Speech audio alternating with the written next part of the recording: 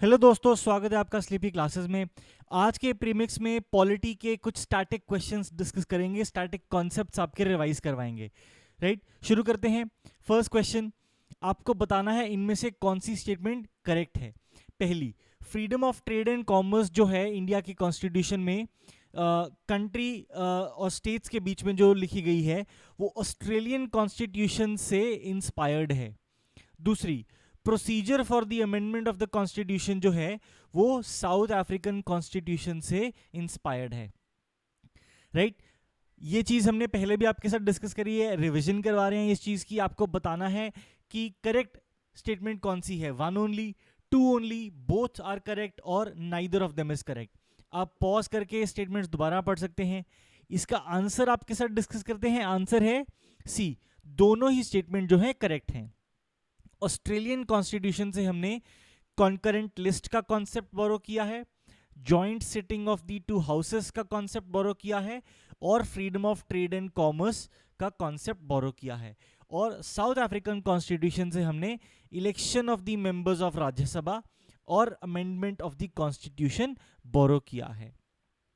Right, पहला question था ये। दूसरा क्वेश्चन देखते हैं। आपने special officer for linguistic minorities के बारे में बताना है कि इनमें से कौन सी स्टेटमेंट्स करेक्ट हैं। पहली statement, the post of special officer for linguistic minorities create करी गई थी via 27th constitution amendment act.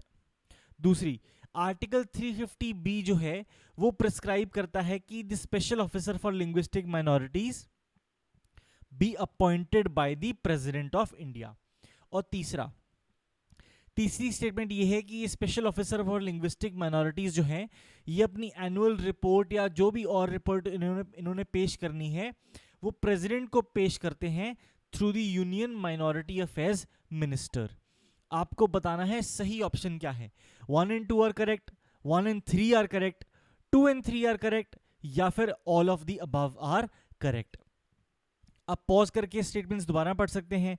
सही जवाब है इसका 2 and 3। पहली स्टेटमेंट जो है इनकरेक्ट है। 20, अगर आपको याद नहीं हो तो आप अंदाजा लगा सकते हैं कि 27th अमेंडमेंट जो है 25th prime minister Indira Gandhi लेके आई थी, तो somewhere in the mid 60s रही होगी। राइट, इतना लेट नहीं। ये जो अमेंडमेंट है ये via 7th constitutional amendment act ही आ गया था 1956 में, क्योंकि इसको स्टेट्स रीऑर्गेनाइजेशन कमीशन ने रेकमेंड किया था 1953 to 55 जो कमीशन बैठी थी। राइट, तो 1956 में ही ये अमेंडमेंट लाया गया था।